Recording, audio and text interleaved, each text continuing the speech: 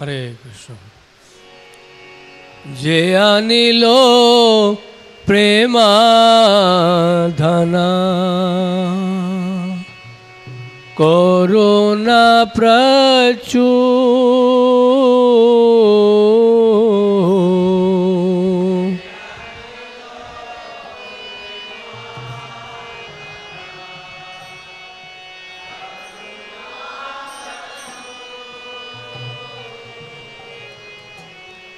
हे न प्रभु कोथा गेला आचार्य ठाकुर।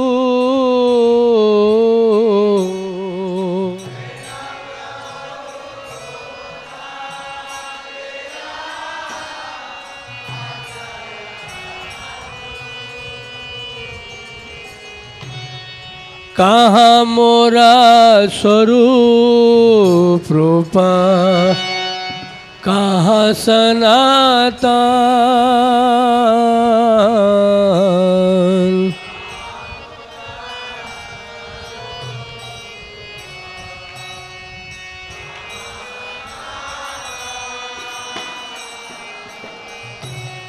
कहाँ दास रघुनाथ पतित पावन।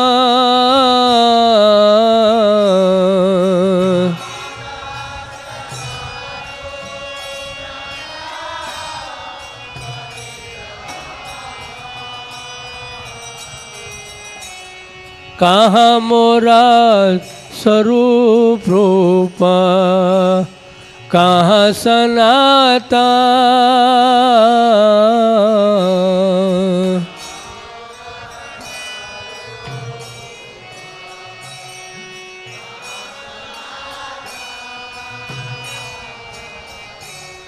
कहाँ दास रघुनाथ पतित पावन।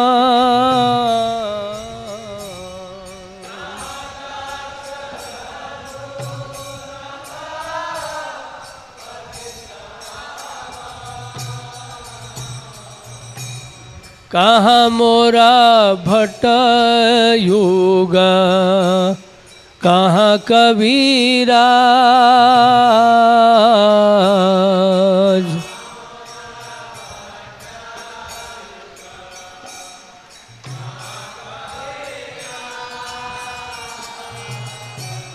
एका काले कोथा गेला गोरा नटराज।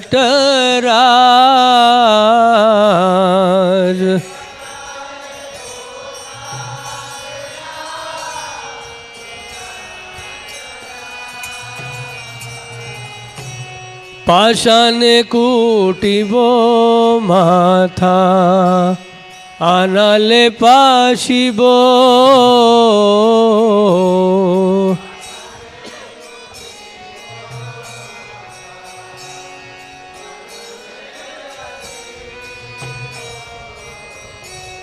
गौरंगा गुनेरा निधि कोथा गेले पाबो।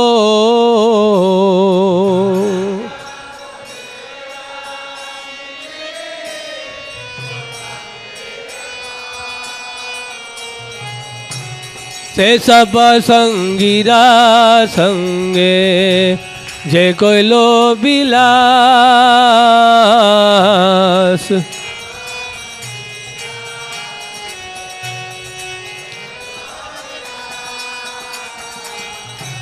से संगा न पाइया कंदे न रोता मोदास।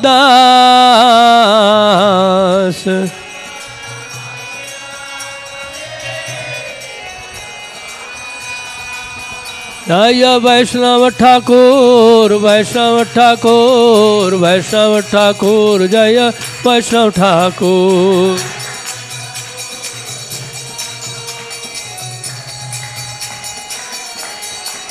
प्रभुपाद प्रभुपाद प्रभुपाद जय प्रभुपाद।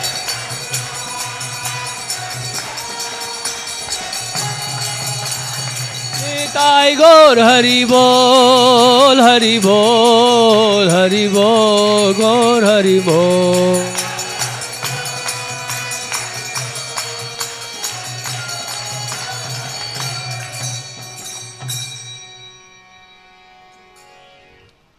जय ओम विष्णुपाद परमहंस परिव्रजकाचार्य अष्टोत्तर शत श्री श्रीमद् डिवाइन ग्रेस अभय चरणारविंद भक्ति वेदांत स्वामी श्रील प्रभुपाद की जय।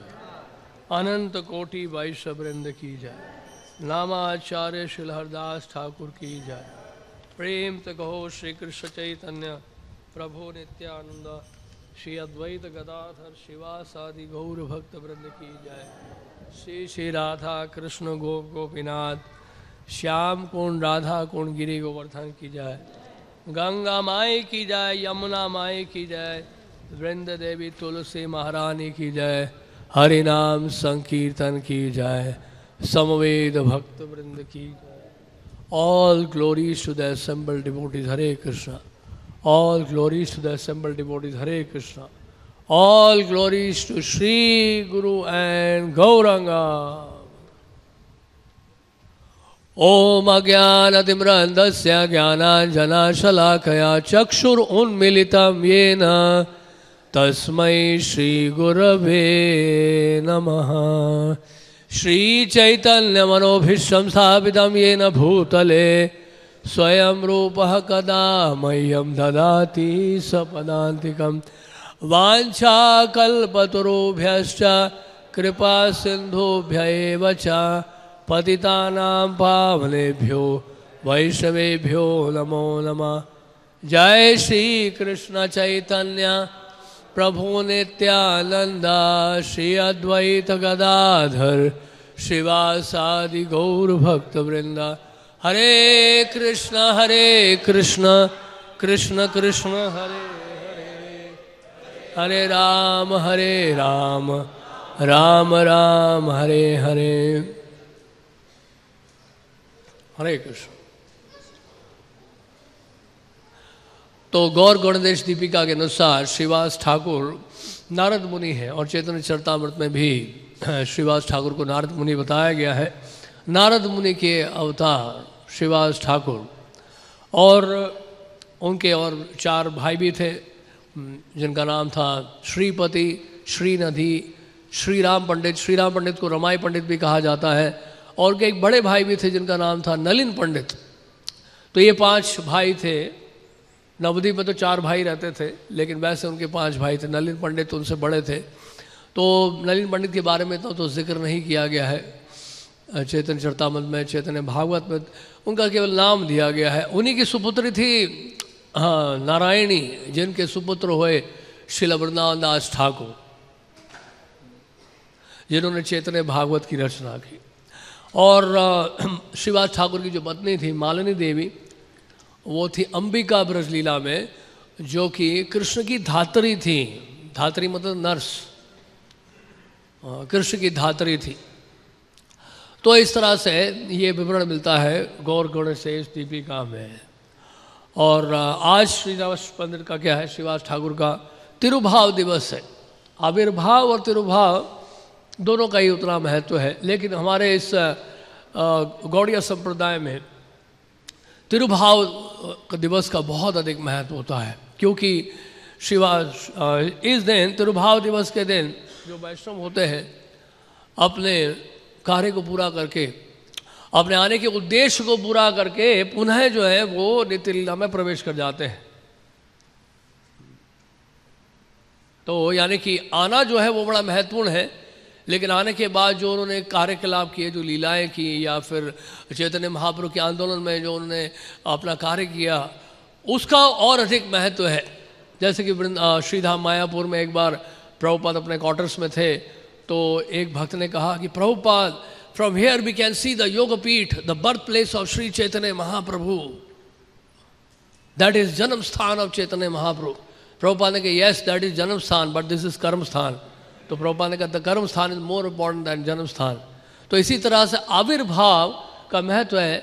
लेकिन उसके बाद जो यहाँ श्रीवास ठाकुर ने चैतन्य महाप्रभु के इस संकीर्तन आंदोलन में जो उन्होंने अपना योगदान दिया है, वो है बहुत विशेष, और उसके बाद जो उनका जो तिरुभाव हुआ है उसकी बहुत अधिक महत्वता है।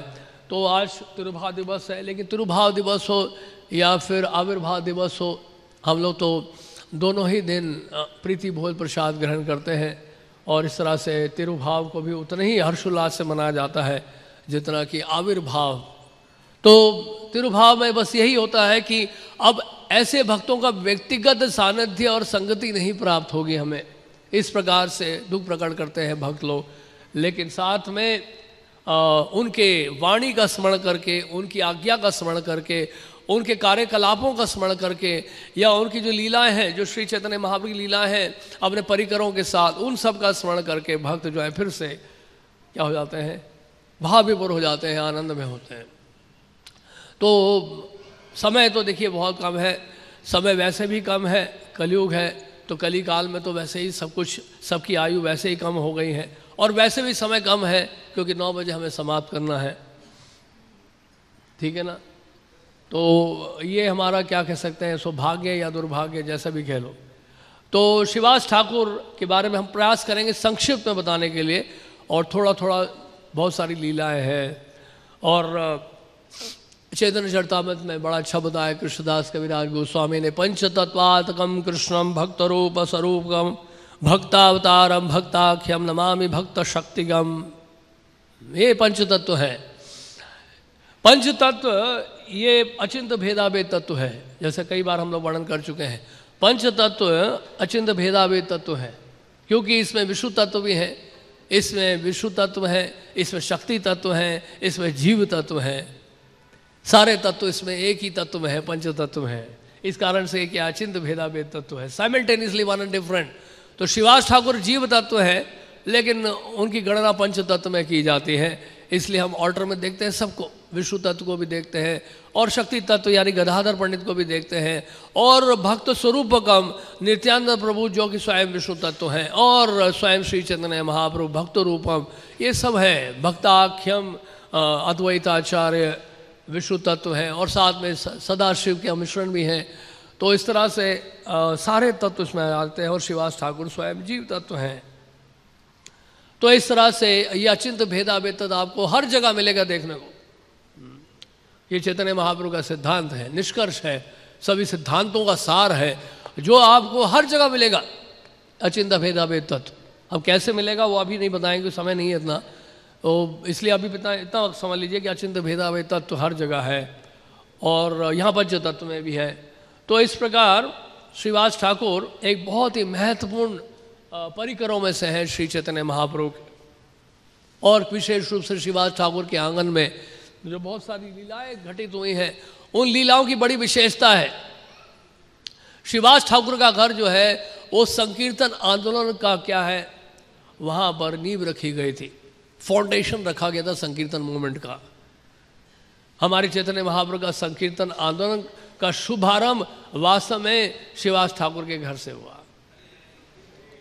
और देखा जाए तो जिस्कॉन के जितने भी केंद्र हैं विश्व स्तर पर, लगभग समझ लीजिए 700 या 800 जितने भी केंद्र हैं, ये सभी केंद्र जो है वो श्रीवास ठाकुर के जो श्रीवास ठाकुर या श्रीवास आंगन का ही जो है विस्तार है। यानी कि जो श्रीवास ठाकुर के घर में हो रहा था वही इस्कॉन के सभी केंद्रों में हो रहा है। तो हम श्रीवास ठाकुर के घर में ही बैठे, उनकी एक शाखा में बैठे हुए हैं। हाँ, हम भी उन्हीं की शाखा में एक बैठे श्रीवास ठाकुर के, इसलिए प्रभुपाद कहते हैं ISKCON is also one of the branches of the Chaitanya tree. हाँ, हम भी एक शाखा है, चैतन्य महाप्रभु के वृक्ष की बहुत सारी शाखा है, उसमें इस्कॉन भी एक बहुत ही महत्वपूर्ण शाखा है। उस शाखा में हम लोग बैठे हैं, और बहुत सारी शाखाएं हैं, सब ब्रांचेस भी हैं, उप शाखाएं भी हैं, और उन शाखाओं में वो सारी शाखाएं जो हैं वो श्रीवास ठाकुर का ही एक विस्तृत एक्सटेंशन सेंटर है। जैसे कि हमारे कई एक्सटेंशन सेंटर होते हैं ना इस्कॉन के भी, जैसे छतरपुर है या फिर महिपालपुर है, ये सब एक्सटेंशन सेंटर हो गए ईस्ट ऑफ कैलाश के। तो इसी तरह से एक्सटेंशन सेंटर पंचशील हो गया।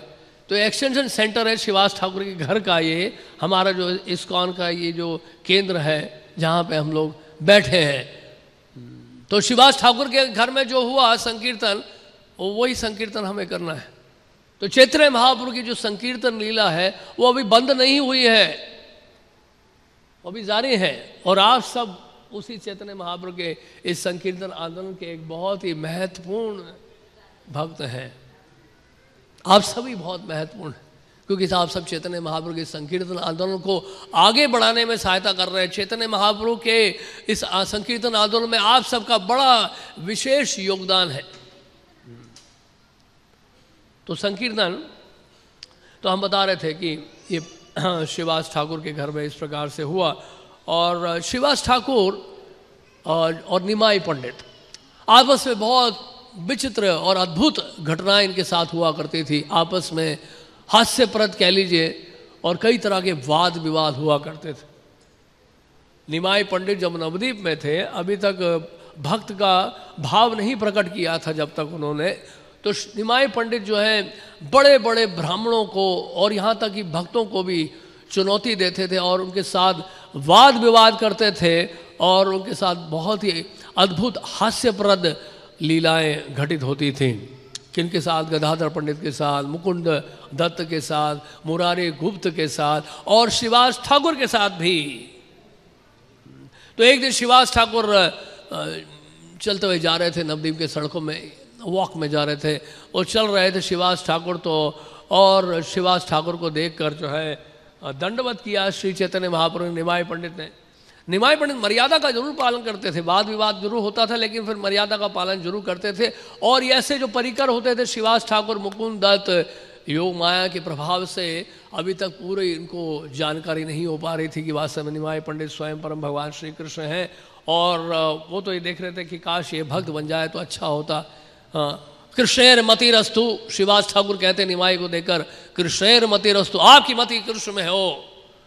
तो शिवास ठाकुर एक दिन ऐसे जा रहे थे, तो उन्होंने कहा, शिवास ठाकुर ने कहा कि देखो लोग तो अध्ययन करते हैं, अध्ययन किस लिए किया जाता है? अध्ययन करने का निष्कर्ष क्या है? परम भगवान श्री कृष्ण को जानना। अगर परम भगवान श्री कृष्ण को ही नहीं जाना, उनकी भक्ति नहीं की, तो आप अपना समय बर्बाद कर रहे हो। समय बर्बाद मत करो, कृष्ण की पूजा करो जितनी जल्दी हो सके। सभी ज्ञान का, सभी वेदों का सार ये है, वेदेश्वर सर्वैरहम अहम वेद्यो वेदांत कृत वेदविद एव चाहम, भगवद गीता में भगवान कह रहे हैं। तो इस तरह से एक दिन जो है महाप्रभु इस प्रकार सुनकर बड़े प्रसन्न होते, और वो कहते आपकी कृपा होगी एक दिन तो निश्चित रूप से मैं एक दिन भक्त बन पाऊंगा। शिवास ठाकुर को इस तरह से कहते हैं, निमाई पंडित कहते हैं। और उसके बाद फिर निमाई पंडित जो हैं अब गया गए थे, क्योंकि उनके पिता की मृत्यु हो गई थी जगन्नाथ मिश्र की, तो श्राद्ध इत्यादि करने के लिए वो गया गए हुए थे। और गया में हम जानते हैं कि वो मिले थे श्रीपाद ईश्वरपुरी से, और उनसे उनको मंत्र प्राप्त हुआ।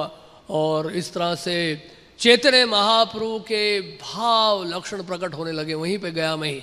जैसे ही उन्होंने भगवान विष्णु के चरणों का दर्शन किया, उसके बाद उच्च स्वर में भाव विभोर होकर संकीर्तन करने लगे। तो चैतन्य महाप्रभु जब गया से वापस आ गए, बिल्कुल बदल गए थे।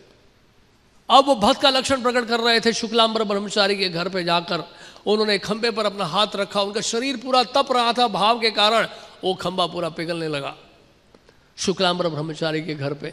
तो उनकी भाव के लक्षणों को देखकर भक्त लोग बड़े प्रसन्न हुए। उन्होंने कहा वाह, निमाई सुधर गया है, अब देखिए ये भक्ति का लक्षण प्रकट करने लग गया है, यही हमें इससे आशा थी। तो इस प्रकार सभी भक्त लोग बड़े प्रसन्न हो रहे थे, बड़े खुश हो रहे थे। और उसके बाद फिर शची माता लेकिन एक बहुत चिंता में पड़ गए, क्योंकि पागलों की तरह से कई बार वो क्रंदन करते, रोते, हंसते, नाचते, गाते और ज़मीन पर लौटते। इस प्रकार के भाव के लक्षणों को देखकर शची माता कई बार घबरा जाती और वो सोच में पड़ गए, क्योंकि निमाई कई बार वो क्या करते हैं, भिखरे की सेवा करते तो उनका वस्त्र भीग जाता, आंखों से अश्रु जो धारा बहती उनके, उस अश्रु धारा से कई बार उनके वस्त्र भीग जाते। और शची माता विष्णुप्रिया बार बार वस्त्रों को लेकर आते, वस्त्र पहनते, फिर भीग जाते उनके वस्त्र, और फिर वस्त्र बदलते, फिर उनके वस्त्र भीग जाते। और उसके बाद फिर बड़ी समस्या हो गई। तो शिवास ठाकुर एक बार आए तो सब लोग ये सोचा कि शायद वायु में कुछ गड़बड़ है, लाइफ एयर में, या फिर कुछ गड़बड़ है, वायु का विकार हो गया है। और इस वजह से क्या है, कुछ डिस्टर्बेंस लगता है, मेंटल डिस्टर्बेंस सा हो गया, ऐसा विचार कई लोगों को होने लगा था। और तो उसके बाद फिर श्रीवास ठाकुर जब आए तो श्रीवास ठाकुर से पूछा चैतन्य महाप्रभु ने, सभी लोग सोच रहे हैं कि मैं वास्तव में पागल सा हो गया हूँ। Everyone is thinking that I have gone crazy, what is your opinion Shrivas? आपका क्या मत है श्रीवास, बताइए। सब लोग ये सोच रहे हैं कि मैं तो पागल हो गया हूँ। श्रीवास ठाकुर कहते हैं, मैं तो ये देख रहा हूँ कि भक्ति भाव के सारे लक्षण जो हैं आपके शरीर में दिखाई पड़ रहे हैं और कृष्ण की विशेष कृपा हुई है आपके ऊपर। तो इस तरह से चैतन्य महाप्रभु ने श्रीवास ठाकुर का आलिंगन किया और कहे श्रीवास ठाकुर को, अगर श्रीवास तुम भी ये कहते थे कि मैं पागल हो गया हूँ तो मैं बस गंगा जी में डूब मरता। गंगा जी में छलांग मार के, गंगा जी दूर नहीं है मेरे घर से, बिल्कुल सामने ही है, और छलांग मार के मैं डूब मरता। लेकिन तुमने जो है मुझे बचा लिया श्रीवास, धन्यवाद आपका। तो इस प्रकार चैतन्य महाप्रभु बड़े से प्रसन्न थे श्रीवास ठाकुर से। और श्रीवास ठाकुर के घर में जैसे कि संकीर्तन प्रारंभ होता है, उस समय कि चैतन्य महाप्रभु श्रीवास ठाकुर के घर में संकीर्तन चल रहा था और इस कारण से कई जो आसपास के जो पड़ोसी थे वो बहुत ज़्यादा दुष्प्रवृत्ति के थे, द्वेष करते थे और तरह तरह की बातें वो लोग करने लगे थे श्रीवास ठाकुर के बारे में और उनके परिकरों के बारे में। तो इस प्रकार क्या हुआ कि श्रीवास ठाकुर बहुत चिंतित हो गए, यहाँ तक कि उनको ये सूचना मिली कि शायद काजी आएगा और राजा अपने अपने सैनिकों को भेजेगा और भक्तों को प्रताड़ित किया जाएगा, भक्तों को पीटा जाएगा। इस प्रकार की सूचनाएं मिल रही थी और श्रीवास ठाकुर इसके कारण बहुत ज़्यादा चिंतित थे। और वो क्या करने लगे, नरसिंह भगवान की पूजा करने लगे। नरसिंह भगवान की जब पूजा करने लगे तो वहाँ पर श्री चैतन्य महाप्रभु पहुँचे। चैतन्य महाप्रभु कहते हैं कि तुम किसकी पूजा कर रहे हो, किसका ध्यान लगा रहे हो? जिसका ध्यान तुम लगा रहे हो वो तुम्हारे सामने खड़ा है।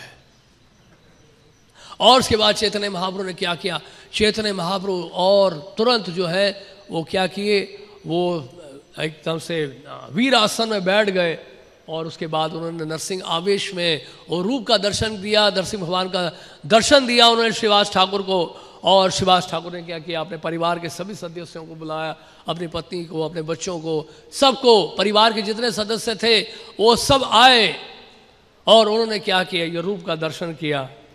और ऐसी एक घटना और आती है चैतन्य चरितामृत में भी, ये चैतन्य भागवत से है। तो ये चैतन्य चरितामृत में इस प्रकार से दिया हुआ है कि एक बार श्रीवास ठाकुर जो है वो बृहत विष्णु सहस्त्र नाम का उच्चारण कर रहे थे और जब वो बृहत सहस्त्र नाम का उच्चारण कर रहे थे, विष्णु सहस्त्र नाम का, तो उसमें जैसे ही नरसिंह भगवान का नाम आया तो चैतन्य महाप्रभु गदा लेकर जो है और भाग खड़े हुए नवद्वीप के शहर में और सड़कों में भागने लगे और केश उनके बिल्कुल बिखरे हुए थे, आंखें उनकी लाल थी और बहुत क्रोधित होकर चैतन्य महाप्रभु नरसिंह भगवान के आवेश में जो है ऐसा लग रहा था कि सबका संहार कर देंगे नवद्वीप वासियों का, विशेष रूप से उनका जो नास्तिक हो चुके हैं, जो पाषांडी हैं, जो संकीर्तन को रोकना चाहते हैं, जो भक्तों से द्वेष करते हैं, उनका संहार करने के लिए चैतन्य महाप्रभु एकदम से निकल पड़े हैं। और एकदम से क्या हुआ, चैतन्य महाप्रभु रुक गए। उन्होंने क्या देखा, अरे सारे जहाँ नवद्वीपवासी तो भयभीत हो रहे हैं, यहाँ तो भक्त भी भयभीत हो रहे हैं, सब भयभीत हो रहे हैं। ये उनको लगा कि अरे ये तो अच्छा नहीं है, भय उत्पन्न कर रहा हूँ मैं, तो वो तुरंत उन्होंने रोक दिया भागना और वापस आ गए श्रीवास ठाकुर के घर पे। और श्रीवास ठाकुर के घर पे जब वापस आए तो उन्होंने कहा, श्रीवास ने कहा कि क्या हो गया गौरहरि, क्या हो गया आपको? उन्होंने कहा कि मैं रुक गया क्योंकि मैंने देखा कि सब लोग नवद्वीपवासी जो है वो भयभीत हो रहे हैं, किसी के हृदय में भय उत्पन्न करना जो है ये तो अपराध है, इसलिए मैंने रोक दिया। श्रीवास ने कहा कि वास्तव में जो भी आपके नाम का उच्चारण करता है उसके तो लाखों लाखों अपराध कट जाते हैं। केवल आपके नामों का ऊपर जो उच्चारण कर रहा होगा आपको देखकर उसके लाखों कोटि कोटि जो अपराध हैं वो सारे कट गए। और जिसने भी आपको इस आवेश में जिसने भी आपका दर्शन किया है वो तो भव बंधन से छुटकारा पा चुका है, वो मुक्त हो चुका है। आपके दर्शन करने मात्र से उसको मुक्ति मिल गई। तो इस प्रकार जो है ये एक घटना चैतन्य चरितामृत से इस प्रकार भी वर्णन मिलता है। और उसके अलावा जब नित्यानंद प्रभु नवद्वीप आए तो नित्यानंद प्रभु सबसे पहले हम जानते हैं कि नंदन आचार्य के घर पे रुके थे, जो कि ये प्रथम मिलन स्थान जिसको कहा जाता है। आपने देखा हो नंदन आचार्य का वहाँ पे एक मठ है, गौड़िया मठ है, और जैसे ही नवदीप मंडल परिक्रमा हम प्रारंभ करते हैं तो पुष्प समाधि से बाहर की ओर निकलते हैं, बाईं ओर थोड़े से आगे जाते हैं, वहाँ से करीब 100 या 200 मीटर की दूरी में होगा नंदनाचार्य का घर, जहाँ पे चैतन्य महाप्रभु पहली बार नित्यानंद प्रभु से मिले थे। तो नित्यानंद प्रभु तो एक चक्र से निकल गए थे 12 साल की उम्र में, और 20 वर्ष तक नित्यानंद प्रभु भ्रमण करते रहे, तीर्थाटन में निकल गए पूरे भारतवर्ष के, जिस तरह से बलराम जी भी निकले थे। तो नित्यानंद प्रभु जब वहाँ पर नवदीप आए थे तो नंदन आचार्य के घर पे रुके थे, और चैतन्य महाप्रभु ने अपने भक्तों को, हरिदास ठाकुर, शिवास ठाकुर, सबको भेजा था, जाओ ढूंढ के लाओ, एक अवधूत आया है इस नवदीप में। और कल रात को मैंने सपने में देखा, वो रथ में बैठ के आया है, उसने पीताम्बर वस्त्र धारण किया है, एक ही कुंडल है उसके कान में, और साथ में उसके हाथ में हल है और ध्वजा है उसके रथ में। और ऐसे महापुरुष का मैं दर्शन करना चाहता हूँ।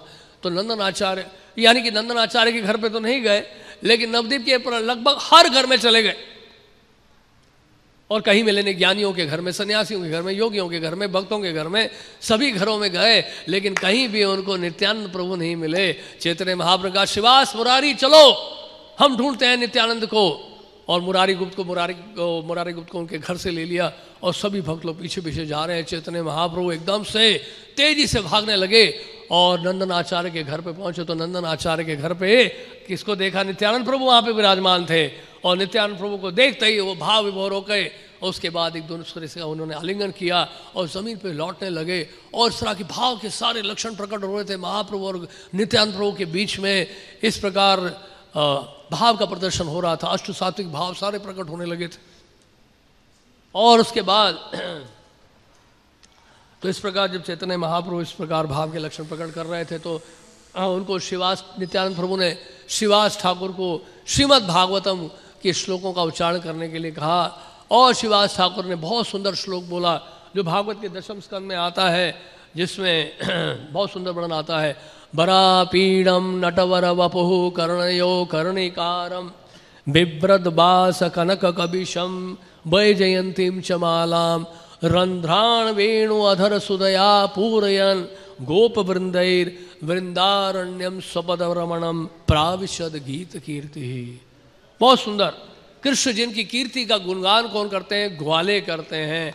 और एक नर्तक के भांति मोर मुकुट धारण किए हुए, पीताम्बर वस्त्र धारण किए हुए, वंशी धारण किए हुए वो क्या करते हैं? वन में प्रवेश करते हैं। इस तरह से सुंदर वस्त्र पहनकर श्री कृष्ण वृंदावन में वन में प्रवेश करते हैं, और वृंदावन पूरा उनके चरणों के चिन्हों से अंकित है। और उनके अधरामित में क्या कौन विराजमान है? वो वेणु विराजमान है। तो इस प्रकार जैसे ही वर्णन किया नित्यानंद प्रभु ने, और उसके बाद चैतन्य महाप्रभु और नित्यानंद प्रभु और भाव में आ गए। और उसके बाद फिर क्या हुआ?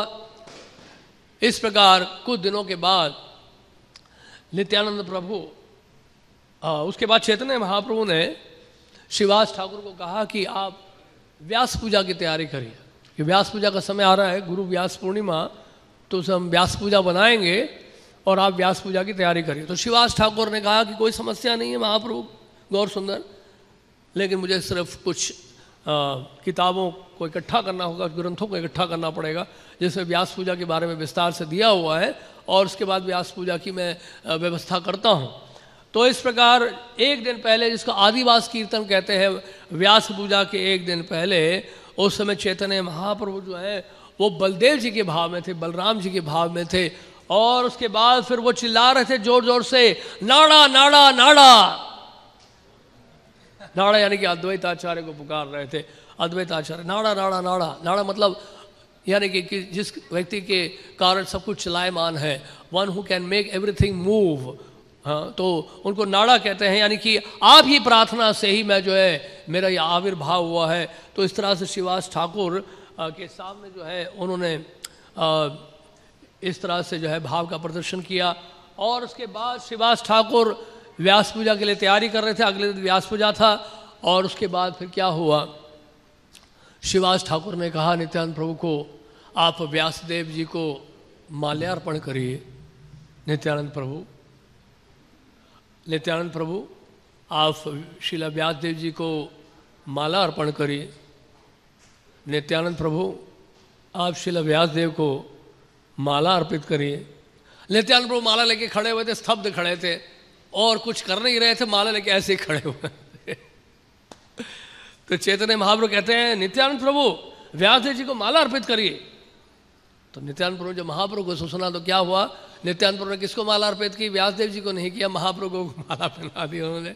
चैतन्य महाप्रभु को माला पहना दी और उसके बाद माला पहनाते ही चैतन्य महाप्रभु उनको षड्भुज रूप दिखाए। बहुत तरह के षड्भुज रूप हैं गौर लीला में, तो ये एक षड्भुज रूप ये भी है जिसमें चतुर्भुज रूप था। एक तो 4 भुजाएं थी और साथ में बलराम जी, यानी कि जिनके हाथ में गदा और हल। तो इस प्रकार षड्भुज रूप दिखाया गया चैतन्य महाप्रभु के द्वारा। श्रीवास ठाकुर को दर्शन दिया और व्यास पूजा के अंत में महाप्रभु ने आदेश दिया सभी भक्तों को कि संकीर्तन हो। खूब भाव विभोर होकर सब लोग संकीर्तन करने लगे, नृत्य करने लगे और उसके बाद बहुत बढ़िया प्रसादम का वितरण हुआ। संकीर्तन लीला यही है, नाचो गाओ भक्त संगे करो संकीर्तन और उसके बाद खूब प्रसाद पाओ और विश्राम करो। यज्ञ करो प्रसाद पाओ विश्राम करो, यज्ञ करो प्रसाद पाओ विश्राम करो। यज्ञ करना जरूरी है लेकिन बिना यज्ञ किए प्रसाद मत लीजिएगा। तो यहाँ पर जो है यज्ञ किया गया, यानी कि व्यास पूजा हुई और उसके बाद खूब संकीर्तन हुआ और उसके बाद सब में प्रसाद का वितरण किया गया। चैतन्य महाप्रभु ने स्वयं प्रसाद का वितरण किया। और इसके बाद एक बार क्या हुआ, एक बार की घटना यह है कि महाप्रभु जो हैं वो नित्यानंद प्रभु श्रीवास ठाकुर की श्रद्धा की परीक्षा करना चाहते थे। वो देखना चाहते थे कि श्रीवास ठाकुर में कितना फेथ है, कितनी श्रद्धा है नित्यानंद प्रभु में। तो उन्होंने कहा कि विश्वम्बर यानी कि चैतन्य महाप्रभु ने कहा श्रीवास ठाकुर को कि आपने एक बात बताइए श्रीवास पंडित, आपने घर में इस अवधूत को क्यों ठहराया हुआ है? श्रीवास ठाकुर के घर पर ठहरे हुए थे नित्यानंद प्रभु, आपने अपने घर में इस अवधूत को क्यों ठहराया हुआ है? इसके कुल का पता नहीं है, जाति का पता नहीं है, इसको तुरंत ही बाहर निकाल के फेंको। मैं जानता हूं कि तुम बहुत कृपालु हो, बहुत दयालु हो, लेकिन हम जानते नहीं इसकी जाति कौन सी है, इसका कुल कौन सा है, कहाँ से आ गया ये। तो श्रीवास पंडित बोलते हैं मुस्कुराते हुए कि महाप्रभु गौरंग महाप्रभु गौर हरि, आप मेरी परीक्षा ले रहे हैं क्या? आप मेरी परीक्षा ले रहे हैं। बोलते हैं कि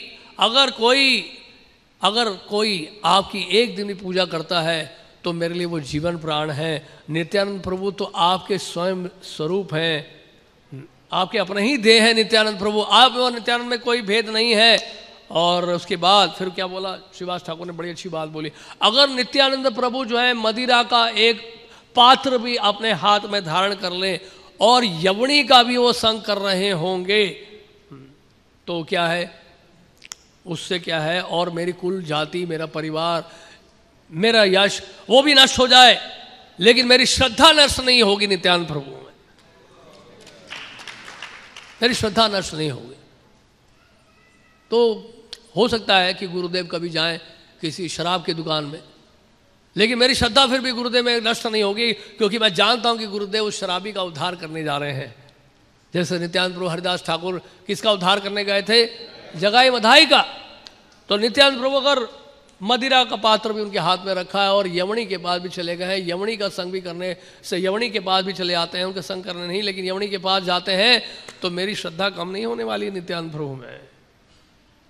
तो चैतन्य महाप्रभु बड़े प्रसन्न हुए श्रीवास ठाकुर से और कहने लगे कि श्रीवास, बहुत जोर जोर से धारने लगे श्री चैतन्य महाप्रभु और कहने लगे श्रीवास तुम्हारी इतनी श्रद्धा है नित्यानंद में। और इस तरह से नित्यानंद प्रभु ने श्रीवास ठाकुर को आशीर्वाद दिया। और आशीर्वाद क्या दिया? उन्होंने बहुत सुंदर बात बोली, यदि लक्ष्मी भिक्षा करे नगरे नगरे तथापि दारिद्र्य तोर नाही बे के घरे, बिराल कुकुर आदि तुम्हार बाड़ी सवार अमते भक्ति होइबे के स्थिर, नित्यानंदे समर्पिलून तुम्हार स्थाने सर्वमते संभरण करीबा आपने। यानी कि हो सकता है कि लक्ष्मी जी जो है दर दर भटके, भीख मांगना पड़ जाए लक्ष्मी जी को, हाँ, लेकिन तुम्हारे घर में कभी भी कोई गरीबी नहीं होगी, किसी चीज की तुम्हारे घर में कमी नहीं होगी। यहाँ तक कि जो कुत्ते हैं और बिल्ली हैं तुम्हारे घर में, उनको भी तुम्हारे यानी कि उनको भी कृष्ण भक्ति प्राप्त होगी। तुम्हारे परिवार के सदस्यों को तो प्राप्त होगी, तुम्हारे घर में जो कुत्ते भी लिए उनको भी जो है भक्ति मिलेगी, और इसलिए मैंने नित्यानंद प्रभु को आपको सौंप दिया है। तो इसी तरह से एक और घटना आती है, इसी तरह की एक और घटना है, जब चैतन्य महाप्रभु जब संन्यास लेके जा चुके होते हैं, और संन्यास लेने के बाद श्री चैतन्य महाप्रभु कुमारहट जाते हैं। क्यों जाते हैं? अपने गुरुदेव का जन्म स्थान देखने के लिए। कुमारहट में श्रीपादेश्वरपुरी का जन्म स्थान है, और वहाँ जाकर चैतन्य महाप्रभु श्रीपादेश्वरपुरी के जन्म स्थान में जाकर वहाँ कुछ मिट्टी एकत्रित करते हैं, और उसमें से एक एक कण रोज खाते हैं, और साथ में फिर श्रीवास ठाकुर के घर भी जाते हैं। तो श्रीवास ठाकुर के घर पहुँचे, चैतन्य महाप्रभु ने एकांत में उनसे पूछा, बिल्कुल इसी तरह की बात बोली है उन्होंने कहा कि क्या बात है श्रीवास, आप कहीं जाते नहीं हो और अपने परिवार का लालन पालन कैसे करते हो आप? ये कैसे संभव हो पाता है? आपके परिवार का पोषण कैसे होता है? आप तो कोई नौकरी करते हुए दिखाई नहीं देते, कहीं जाते नहीं हो। तो श्रीवास ने कहा कि गौरहरि महाप्रभु, मुझे कहीं जाने की इच्छा ही नहीं होती, मैं कहीं नहीं जाना चाहता हूँ। उन्होंने कहा लेकिन आपका इतना बड़ा परिवार है, अपने परिवार को चलाओगे कैसे? और तो श्रीवास ठाकुर कहते हैं जिसके भाग्य में जो लिखा है उसको मिलेगा, कहीं जाने की जरूरत ही क्या? मेरे भाग्य में लिखा होगा मुझे कुछ मिलना है तो फिर मिल जाएगा। तो चैतन्य महाप्रभु कहते हैं ठीक है, संन्यास ले लो फिर। अगर तुम्हें इतनी श्रद्धा है भगवान में, तो तुम किसी के ऊपर निर्भर नहीं, तो संन्यास क्यों नहीं लेते तुम? तो श्रीवास ठाकुर कहते हैं कि नहीं, मैं संन्यास नहीं ले सकता हूँ। तो लेकिन तुम संन्यास नहीं ले सकते हो, तुम किसी के घर पे जाके कुछ मांग नहीं सकते हो, तो अपने परिवार को कैसे संभालोगे? तुम्हारी बात तो मुझे कुछ समझ नहीं आती है। तो इस तरह से श्रीवास ठाकुर को जब बोला तो श्रीवास ठाकुर कहते हैं कि महाप्रभु कहते हैं श्रीवास ठाकुर को, देखो आज के समय में जब तक आप बाहर नहीं जाओगे आपको कुछ मिलेगा नहीं, और अगर तुम्हारे द्वार पे कोई आए नहीं, तुम्हारे पास कोई आए नहीं कुछ लेकर, तो करोगे क्या तुम? तो श्रीवास ठाकुर 3 बार तालियां बजाते हैं। तो चैतन्य महाप्रभु कहते हैं 3 बार ताली बजाने का क्या मतलब है? तो श्रीवास ठाकुर कहते हैं कि ये मेरी पूरी श्रद्धा है, पूरा विश्वास है, अगर मुझे 3 दिन तक भोजन नहीं मिला तो जानते हैं क्या करूँगा? एक घड़ा अपने गर्दन में बांध दूंगा और साथ में क्या करूँगा? गंगा जी में जाकर डूब मरूंगा मैं, अगर 3 दिन तक मुझे भोजन नहीं मिला तो इस तरह से श्रीवास ठाकुर की बात को सुनकर, यानी कि उनकी इतनी श्रद्धा थी कि निश्चित रूप से अगर भगवान को अगर भोजन भेजना, प्रसाद भेजना तो मिल जाएगा मुझे, तो 3 दिन की मोहलत है मेरे पास, 3 दिन तक अगर मुझे कुछ नहीं मिला खाने को तो घड़ा अपने गर्दन में बांध लूंगा और गंगा जी में डूब मरूंगा मैं। तो चैतन्य महाप्रभु बड़े प्रसन्न हुए, उन्होंने कहा कि तुम्हें कभी भी किसी चीज़ की कमी नहीं होगी, तुम्हें भूख के कारण जो है कभी कष्ट नहीं होगा। फिर यही बात बोलते क्या, यदि कदाचित लक्ष्मी भिक्षा करे तथापि यह दरिद्र नाही बे त्योहार करे। हो सकता है कि लक्ष्मी जी को भीख मांगना पड़ जाए, लेकिन जो कि वास्तव में क्या है, सभी ऐश्वर्यों की, सभी शक्तियों की, असीमित शक्तियों की और असीमित ऐश्वर्य की स्रोत है लक्ष्मी जी। हो सकता है कि उनको भीख मांगना पड़ जाए, लेकिन श्रीवास ठाकुर को कभी भी गरीबी का सामना नहीं करना पड़ेगा। श्रीवास का मतलब ये है जहाँ श्री जी स्वयं वास करती हैं, जहाँ स्वयं लक्ष्मी जी वास करती हैं। आपके घर में लक्ष्मी जी वास करेंगी। तो इस तरह से आप भूल गए कि भगवत गीता में मैंने क्या बोला है। चैतन्य महाप्रभु कह रहे हैं आप भूल गए कि मैंने भगवत गीता में क्या बोला है, अनन्य चिंतयन्तो माम ये जना पर्युपासते तेषाम नित्याभियुक्तानाम योगक्षेमम वहाम्यहम। यानी कि कोई भी अगर मेरे बारे में अनन्य रूप से चिंतन कर रहा है तो मैं ये देखता हूं कि उसके पास कोई कमी ना हो। आपको कहीं जाने की जरूरत नहीं पड़ेगी, किसी द्वार पर जाके खड़ा होना नहीं पड़ेगा, सब कुछ आपके पास आएगा। और धर्म अर्थ काम मोक्ष के द्वारा जो भी सुख प्राप्त होता है वो सब आपको मिलेगा, सब प्रकार की मुक्ति आपको प्राप्त होगी। 5 प्रकार की मुक्ति की आशा भक्त करता नहीं है, लेकिन वो सारी मुक्ति आपको प्राप्त होगी। और मेरा सुदर्शन चक्र है वो मेरे भक्त की रक्षा करेगा, यानी कि इस सृष्टि का संहार भी होगा तो मेरे भक्तों का कभी विनाश नहीं होगा। और इस तरह से बोलते हैं अगर कोई अगर वास्तव मेरे सेवक का भी स्मरण कर ले, अगर मेरे सेवक का भाई कोई स्मरण कर ले तो मैं स्वयं उसकी रक्षा करूंगा, स्वयं उसका लालन पालन करूंगा। और जो भी क्या करता है मेरा स्मरण करता है तो मैं उसकी रक्षा करूंगा, उसके ऊपर कृपा करूंगा। उसका पोषण मैं करूंगा, यानी कि जो मेरे भक्त का भक्त है वो सबसे प्रिय है मुझे, ऐसा चैतन्य महाप्रभु कह रहे हैं। तो इस तरह से ये कैसे हो सकता है कि मेरा सेवक जो है वो भोजन के लिए चिंता करे, प्रसाद के लिए चिंता करे। तो इसलिए श्रीवास आप घर पे बैठो, सब आपके द्वार पे आएगा, आपके घर पे आएगा, आपको कहीं जाने की जरूरत नहीं है। यानी कि और आशीर्वाद ये मैं देता हूं कि आपका शरीर और अद्वैत आचार्य का शरीर कभी भी जो है वृद्ध अवस्था के कारण जो कष्ट होता है वो कभी कष्ट नहीं होगा आपको, वृद्ध अवस्था का कभी प्रभाव आपके ऊपर पड़ेगा ही नहीं। तो इस तरह से बहुत सारे आशीर्वाद देते हैं और चैतन्य महाप्रभु तो इस तरह से ये बात इसमें भी लिखी गई है। ये चैतन्य भागवत है, चैतन्य भागवत का ये अंत्य खंड है, अध्याय 5। और इससे पहले जो हमने बताया था वो चैतन्य महाप्रभु के चैतन्य भागवत के मध्य खंड में है, 8वें अध्याय में। तो इस प्रकार श्रीवास ठाकुर एक बहुत ही महत्वपूर्ण शाखा है चैतन्य महाप्रभु के इस वृक्ष के। और एक समय की बात है, श्रीवास ठाकुर के घर पर जब संकीर्तन प्रारंभ हो गया था, और संकीर्तन प्रारंभ हुआ था एकादशी के दिन।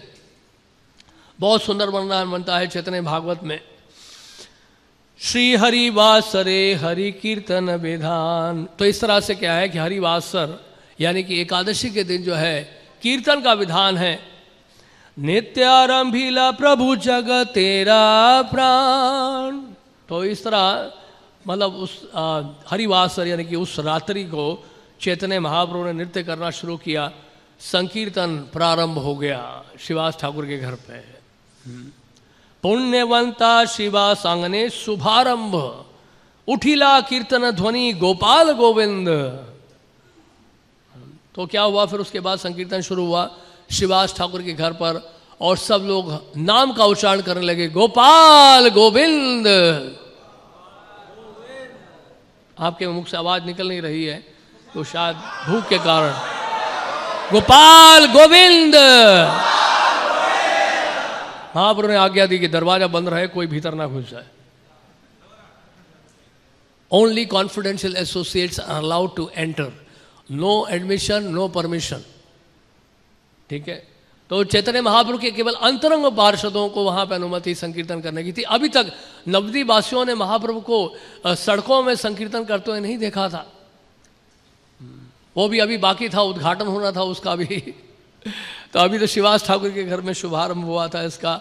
और चैतन्य महाप्रभु जानते थे कि ऐसे दुष्ट प्रवृत्ति के लोग हैं, ऐसे कठोर दिल के लोग हैं जो वास्तव में कीर्तन की निंदा कर रहे हैं और ये कह रहे हैं कि वास्तव में इनके ऊपर तो माया का प्रभाव है।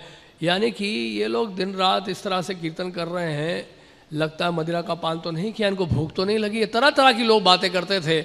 और लेकिन चैतन्य महाप्रभु ने इन अपमानों को सहा और भक्तों ने भी इन अपमानों को सहा और संकीर्तन करते रहे। इनके लिए तो संकीर्तन करना, ये पूरी रात संकीर्तन चलता था, लेकिन ऐसा लगता था क्या एक क्षण ही बीता है। जैसे रासलीला हुई रात्रि को तो ऐसा लगा कि केवल एक ही क्षण बीता है, समय कम लग रहा था बहुत, संकीर्तन इतना लंबा होने के बावजूद भी। और चैतन्य महाप्रभु ने अचानक एक दिन क्या किया, शालिग्राम शिला ली और अपने गोद में रख लिया, शालिग्राम शिला को लेकर अपने गोद में रख लिया। और उसके बाद बहुत अद्भुत रूप का उन्होंने दर्शन दिया और सभी भक्त लोग नाना प्रकार के भेंट उनके लिए लेके आने लगे और नाना प्रकार के भोग और भेंट लाके चैतन्य महाप्रभु को उन्होंने अर्पित किया। और दूसरे घटना हम देखते हैं कि चैतन्य श्रीवास ठाकुर के घर में महाप्रकाश लीला भी हुई थी। यह शतप्रहरिया क्या कहते हैं लीला, यानी कि 21 घंटे तक लगातार ये संकीर्तन लीला चली थी, महाप्रकाश लीला चली थी 21 घंटे। यानी कि एक प्रहर 3 घंटे का होता है तो 7 प्रहर का मतलब 21 घंटे हो गए। और 21 घंटे तक चैतन्य महाप्रभु ने महाप्रकाश लीला की और विष्णु के सिंहासन में बैठकर सभी भक्तों को वरदान दे रहे थे, आशीर्वाद दे रहे थे चैतन्य महाप्रभु। यानी कि अपना ऐश्वर्य प्रकट किया चैतन्य महाप्रभु श्रीवास ठाकुर के घर पर। और इस प्रकार चैतन्य महाप्रभु यानी कि अपने भक्त का जो भाव है वो त्याग कर ऐश्वर्य का भाव। इसलिए हम देखते हैं चैतन्य महाप्रभु कई बार नवद्वीप ऐश्वर्य का भाव भी प्रकट करते थे कुछ भक्तों के समक्ष, और लेकिन अधिकांश भक्त के भाव में ही रहते थे। मुरारी गुप्त के घर में जैसे कि भगवान वराहदेव का रूप प्रकट किया उन्होंने, और श्रीवास ठाकुर के घर में यहाँ पे ये महाप्रकाश उन्होंने लीला की, और तरह तरह के लोग भेंट लेके आने लगे और तरह तरह का वहाँ फिर उनका अभिषेक भी किया गया, चैतन्य महाप्रभु का अभिषेक किया गया और चैतन्य महाप्रभु सबको आशीर्वाद दे रहे थे। तो लेकिन वो जो महाप्रकाश लीला में हुआ क्या जानते हैं, शची माता को आशीर्वाद नहीं दिया था चैतन्य महाप्रभु ने, क्योंकि उनके जो भाई थे चैतन्य महाप्रभु के विश्वरूप, वो संन्यास लेके चले थे, तो शची माता बहुत दुखी थी। तो अद्वैत आचार्य को ही वो मन ही मन कोस रही थी, क्योंकि अद्वैत आचार्य का संग करने जाते थे रोज विश्वरूप। तो उनकी संगति की वजह से ये चला गया है मुझे छोड़कर, ये अद्वैत नहीं है, ये द्वैत से भरे हुए हैं, इज फुल ऑफ डुअलिटी। तो इस प्रकार मन में विचार आने लग गया था शची माता के। तो फिर इस प्रकार वो अद्वैत आचार्य को जाके बोलने लगे कि ऐसा हुआ है कि चैतन्य महाप्रभु अपनी ही शची माता को कृष्ण प्रेम नहीं दे रहे हैं, उनको कृष्ण प्रेम से वंचित किया जा रहा है। अद्वैत आचार्य को बताने लगे तो अद्वैत आचार्य हैरान हो गए, ऐसे कैसे हो सकता है, शची माता तो जगत माता है, स्वयं माता यशोदा है, वो किसके प्रति कैसे अपराध कर सकती हैं। और अद्वैत आचार्य इस प्रकार से बोलते बोलते भाव में आकर गिर पड़े। तो उस समय उन शची माता को बुलाया गया, शची माता को कहा कि अभी मौका है, देखिए अद्वैत आचार्य गिरे हुए हैं। और शची माता ने क्या किया, अद्वैत आचार्य के चरण धूलि लेके अपने माथे पे लगा लिया। और चैतन्य महाप्रभु देखा कि अद्वैत आचार्य से क्षमा मांग ली शची माता ने, तो तुरंत शची माता को भी कृष्ण प्रेम दे दिया। सर शिवास ठाकुर के घर में ये सारी लीला हुई है। और एक दिन शिवास ठाकुर की जो सास थी वो छुप कर देख रही थी संकीर्तन, लेकिन छुप के देखने से जबरदस्ती आप लीला में प्रवेश करने का प्रयास करोगे तो धक्के मार के बाहर निकाल दिया जाएगा। आपको याद रखिएगा, कोई फोर्स नहीं चलता है, आपको नेचुरली स्वाभाविक रूप से उस स्टेज में पहुंचना होगा। तो वहां पे वो जो उनकी मदर इन लॉ थी शिवास ठाकुर की जो सास थी, वो छुप के देख रही थी। चलो छुप के देख लो संकीर्तन में, वो जाता कैसे वृंदावन में जाता है, छुप के देखना चाहता है निकुंज में क्या चल रही लीला। ऐसे कोई लीला दिखेगी आपको नहीं। ये प्रभुपाद कहते हैं don't go to Vrindavan to see Radha Krishna in the bushes. कुंज में जाकर राधा कृष्ण को देखने का प्रयास मत करो, नहीं दिखेंगे आपको। तो जबरदस्ती प्रयास नहीं करना चाहिए, it should come naturally spontaneously, इसलिए इसको स्पॉन्टेनियस डिवोशनल सर्विस कहते हैं। स्पॉन्टेनियस का मतलब ये स्वाभाविक रूप से प्रकट होना चाहिए आपके हृदय में, जबरदस्ती का सौदा नहीं है। तो यहाँ पर फिर उनकी जो सास थी वो छुप के देख रही थी। तो महाप्रभु कहते हैं आज मुझे संकीर्तन में आनंद नहीं आ रहा, क्या बात है, कोई आसपास कोई बाहर का आदमी तो नहीं आ गया है, कुछ छुप के देख तो नहीं रहा है, what is this, something is wrong here. तो उन्होंने कहा कि शिवास ठाकुर समझ गए, उनकी जो सास थी वो छुप के देख रही हैं। शिवास ठाकुर ने क्या किया, उनके केश पकड़े और उनका गर्दन पकड़ के उनको बाहर कर दिया, बाल पकड़ के उनके बाहर कर दिए। चलिए चलिए चलिए, आप मेरे साथ जरूर हैं, लेकिन संकीर्तन में आपके कारण जो है बाधा आ रही है, प्लीज गेट आउट। तो अपनी सास को जो है भगा दिया वहां से, क्योंकि वो अभी संकीर्तन में भाग लेने के लिए उनका अधिकार नहीं था। जब तक अधिकार नहीं होगा भजन कर ही नहीं सकते, आप कितना भी प्रयास कर लो। आप धक्के मार मार के जबरदस्ती आप बोले कि मैं 64 माला रोज कर रहा हूं, लेकिन अधिकार जब तक नहीं होगा वो लंबे समय तक चलेगा नहीं। तो भजन करने के लिए भी अधिकार चाहिए, और वो केवल गुरुदेव की कृपा से प्राप्त होता है। तो इस प्रकार एक बार एक और दफे हमारे जैसे एक ब्रह्मचारी की तरह एक ब्रह्मचारी था, वो हमारे में भी कुछ ऐसे ब्रह्मचारी हैं। तो वो ब्रह्मचारी जो है उसकी बड़ी इच्छा होती थी देखने की, महाप्रभु की संकीर्तन लीला को देखने के लिए। वो केवल दूध पीकर अपना जीवन निर्वाह करता था, स्पेशल डाइट लेता था, मिल्क, कभी कभी फ्रूट ले लेता था वो। तो उसकी बड़ी इच्छा हो रही थी और वो बाहर खड़ा होकर देख रहा था, नहीं वो कमरे में छुप के देख रहा था। तो चैतन्य महाप्रभु फिर वही सोचे, भाई क्या बात है, आज संकीर्तन में आनंद नहीं आ रहा, नृत्य करने में आनंद नहीं आ रहा, समथिंग इज रॉन्ग, कोई बाहर का आदमी आ गया क्या यहाँ पे। तो शिवास ठाकुर वो छुप के देखना चाह रहा था। शिवास ठाकुर ने कहा कि भाई तुम क्यों आए हो यहाँ पर, क्यों देखना चाह रहे हो ये सब, मेरी बड़ी इच्छा हो रही है। तो शिवास ठाकुर ने कहा अब क्या करें, आ गया यहाँ पर। उन्होंने कहा कि महाप्रभु गौर सुंदर ये ब्रह्मचारी हैं और दूध पीकर अपना जीवन निर्वाह करते हैं, आपका संकीर्तन नृत्य देखने की बड़ी इच्छा थी इनके लिए। तो चैतन्य महाप्रभु ने कहा कि दूध पीकर कोई कृष्ण प्रेम नहीं प्राप्त होता है। कौन से शास्त्र में लिखा है कि केवल दूध पीने से कृष्ण प्रेम प्राप्त हो जाएगा आपको, नहीं। तो ये तो आर्टिफिशियल है, सुपरफिशियल तपस्या है, ये बनावटी तपस्या है। कृष्ण प्रेम प्राप्त करने के लिए आपको शरणागत होना पड़ेगा, ले जाओ उनको बाहर। तो चैतन्य महाप्रभु को जाने के लिए बाहर कहा, लेकिन वो ब्रह्मचारी बड़ा दुखी हो गया। तपस्या तो बहुत करता था, लेकिन आज उसको एक विनम्रता की भी शिक्षा मिल गई और उसने सोचा कि वास्तव में शरणागत होना पड़ेगा। रोते रोते फिर आया, वो भगा दिया था उसको, फिर आ गया वापस, नहीं। तो वापस अब आया तो फिर से वो कृपा की याचना कर रहा था। तो चैतन्य महाप्रभु ने क्या किया, चैतन्य महाप्रभु अपने चरण रख दिए उस ब्रह्मचारी के सर पे। हरि हरि। तो इस प्रकार चैतन्य महाप्रभु की बड़ी विशेष कृपा हुई और ब्रह्मचारी को भी कृष्ण प्रेम प्राप्त हो गया। तो चैतन्य महाप्रभु कई बार जो है वो कई ऐसी लीलाएं करते थे जिसमें नाटक भी होता था। तो ये नाटक का जो प्रथा है वो चली आ रही है चैतन्य महाप्रभु के समय से। ऐसा नहीं कि आजकल ही हम नाटक कर रहे हैं, आजकल तो हम भक्ति का नाटक करते हैं वो अलग चीज़ है, लेकिन नाटक का मतलब जो लीलाओं के पर आधारित जो नाटक होता था वो चैतन्य महाप्रभु के समय से चला आ रहा है। और चैतन्य महाप्रभु किसके घर पे किया करते थे, कभी कभी चंद्रशेखर आचार्य के घर पे करते थे। चंद्रशेखर आचार्य के घर पे ये ड्रामा हुआ करता था और बता रहे हैं कि कौन कौन क्या क्या रोल करते थे उसमें। तो बता रहे हैं कि श्रीवास ठाकुर नारद जी का रोल करते थे, वो नारद जी हैं, नारद जी का ही रोल करते थे। अद्वैत आचार्य विदुषुक बनते थे, विदुषुक मतलब जोकर बनते थे उस ड्रामा में। और हरिदास ठाकुर पुलिस ऑफिसर बने। हाँ, और महाप्रभु ने किसका रोल किया, रुक्मिणी जी का रोल किया, और रुक्मिणी लक्ष्मी जी का रोल किया। तो वो सिंहासन में जाके बैठ गए। और उसके बाद नित्यानंद प्रभु एक वृद्ध औरत का वो रोल प्ले किया उन्होंने। तो इससे ड्रामा में सबको जो है थोड़ा थोड़ा सा पार्टिसिपेशन मिला था। तो उसी समय से ये ड्रामा चला आ रहा है और आज भी हम ड्रामा ही कर रहे हैं। कई तरह के ड्रामा हम कर रहे हैं, लेकिन ये लीलाओं के ऊपर आधारित ड्रामा है। तो इस प्रकार ये ड्रामा भी बड़ा अच्छा संपन्न हुआ। और जैसे हमने बताया था कि चैतन्य श्रीवास ठाकुर के घर पर जो संकीर्तन चल रहा था उसको देखकर कई लोग द्वेष कर रहे थे, बहुत द्वेष कर रहे थे। तो एक ब्राह्मण था जिसका नाम था गोपाल चापल।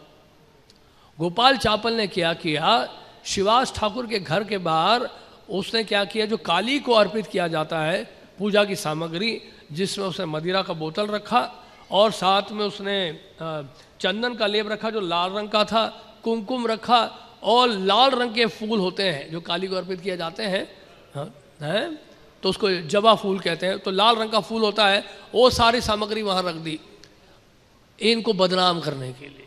देखो देखो ये अपने आप को कृष्ण भक्त कहता है तो काली का उपासक। तो श्रीवास ठाकुर जैसे दरवाज़ा खोले, सुबह सुबह देखा द्वार दरवाजे के बाहर ये सब रखा हुआ है। बोलते हैं सुनिए सुनिए सुनिए, मैं तो एक जो है बनावटी भक्त हूँ, दिखावा करता हूँ, वास्तव में मैं तो काली का उपासक हूँ। देखो मेरे घर के सामने क्या क्या रखा हुआ है। श्रीवास ठाकुर ऐसे घर के बोल के चले गए। गोपाल चपल को जो है कोढ़ का रोग हो गया था। आसपास के जो बेचारे अच्छे लोग थे, ब्राह्मण लोग थे जो काफ़ी श्रीवास ठाकुर का सहयोग करते थे, वो बड़े दुखी हुए। उन्होंने आकर गोबर का लेप लगाया, उसको साफ़ किया उस इलाके को पूरा। और उसके बाद जब कोढ़ का हो गया गोपाल चपल की तो हालत ख़राब हो गई। और गोपाल चपल चैतन्य महाप्रभु जहाँ घाट में जा रहे थे स्नान करने के लिए, तो गोपाल चपल वहाँ पहुँच गया क्षमा मांगने के लिए। तो चैतन्य महाप्रभु ने बड़ी ही गंभीर बात बोली। बोलते हैं भक्तों से शत्रुता रखने वाले पापी, मैं तुम्हें नहीं बचाऊंगा। मेरी ये इच्छा है कि तुम लाखों करोड़ों जन्म तक मल में कीड़े की तरह रहो। तुमने श्रीवास ठाकुर को बदनाम किया है, यह दिखाना चाहा है कि वो काली का उपासक है। मैं तुम्हें शाप देता हूं, नहीं शाप नहीं, मैं तुम्हें दंड देता हूं कि तुम लाखों लाखों जन्मों तक रौरव नरक में सड़ते रहोगे। तो गोपाल चपल को उस समय माफ नहीं किया। बाद में जब कुलिया ग्राम में चैतन्य महाप्रभु आए थे, जब विद्यानगर से निकलकर संन्यास लेने के बाद जब विद्यानगर से कुलिया ग्राम गए थे और वहाँ पे कई सारे अपराधियों को, बहुत सारे वैष्णव अपराधियों को क्षमा किया था।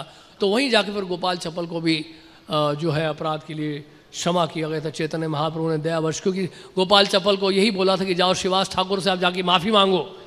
तो श्रीवास ठाकुर से माफ़ी मांगा और उसके बाद गोपाल चपल को चैतन्य महाप्रभु ने क्षमा किया और उनका कोढ़ का रोग दूर हो गया। तो इस तरह से बहुत सारी लीला है, क्योंकि समय हमारे पास है नहीं और समय कभी था भी नहीं पहले। तो इस श्रीवास ठाकुर के घर पे बहुत सारी लीलाएं हुई हैं, यानी कि खोल भंग डंग भी कहा जाता है, जहाँ पर चांद काजी ने आकर मृदंग तोड़ा था, भक्तों को पीटा था। और उसके बाद ही चैतन्य महाप्रभु ने पहली बार संकीर्तन शुरू किया, आंदोलन नवद्वीप के सड़कों में चांद काजी के घर तक। और 1 लाख से अधिक साथ में उनके लोग थे, भक्त थे, जो उनके पीछे पीछे चल रहे थे संकीर्तन करते हुए, नृत्य करते हुए। श्रीवास ठाकुर का वो घर था जहाँ उनके सुपुत्र ने शरीर छोड़ा और उसे बड़ा महत्वपूर्ण शिक्षा दी उस लड़के ने। उस लड़के ने कहा कि मैं वहाँ जा रहा हूँ, मुझे जहाँ जाना है, जहाँ मेरे लिए निर्धारित है, मेरा प्रारब्ध है, मैं तो वहाँ जा रहा हूँ। आप ही की इच्छा से मैं जा रहा हूँ, मैं स्वतंत्र जीव नहीं हूँ। आप कृपा करिए मेरे पर, मुझे आशीर्वाद दीजिए कि जहाँ भी मैं जाऊँ आपको ना भूलूँ। क्योंकि चैतन्य महाप्रभु संकीर्तन में थे, नृत्य कर रहे थे, और शिवास ठाकुर को पता चल चुका था और घर के सारे लोग रोने लग गए थे। शिवास ठाकुर ने कहा अपने घर के लोगों को, अगर कोई रोया तो अभी मैं जाऊँगा और गंगा जी में डूब मरूंगा। बिल्कुल चुप सब लोग। तो सब चुप हो गए और चैतन्य महाप्रभु को लेकिन अच्छा नहीं लग रहा था। चैतन्य महाप्रभु को क्या बात है, कुछ गड़बड़ है इस घर में, कुछ अशुभ हुआ ऐसा लगता है, लेकिन कोई बता नहीं रहा था। शिवास ठाकुर तो बोल रहे थे कि आपके मुस्कुराता हुआ चेहरा देखकर तो यहाँ पर आपको लगता है कि कुछ अशुभ होगा। मैं आपके मुस्कुराते हुए चेहरे का दर्शन कर रहा हूँ, मेरे घर में कभी अमंगल हो ही नहीं सकता है। लेकिन भक्तों ने बता दिया, भक्तों ने कहा कि महाप्रभु दरअसल बात यह है, इनका एक ही लड़का था और उसकी मृत्यु हो गई। तो चैतन्य महाप्रभु ने कहा कि आपने मुझे बताया क्यों नहीं पहले। तो इस तरह से महाप्रभु उनके लड़के से मिले थे और फिर इस तरह का वार्तालाप हुआ था और महाप्रभु की विशेष कृपा मिली शिवास ठाकुर के लड़के को।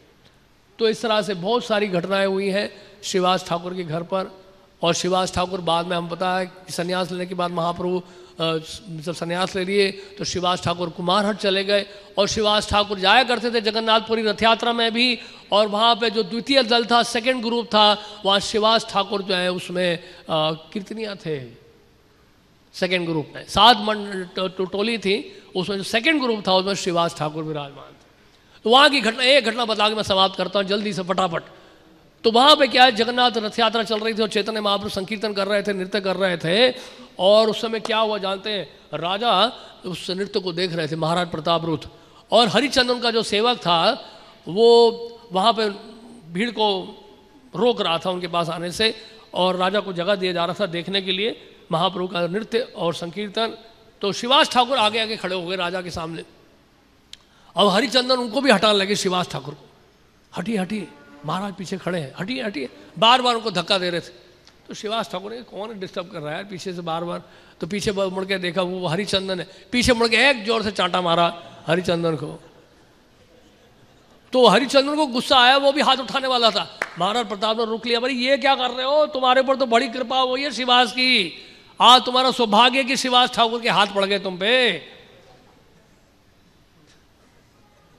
तो इस तरह से बहुत सारी घटना है। समय पूरा हो गया। हरे कृष्णा। श्रील शिवास ठाकुर त्रिभाव तिथि महामहोत्सव की जय। श्रील प्रभुपाद की जय।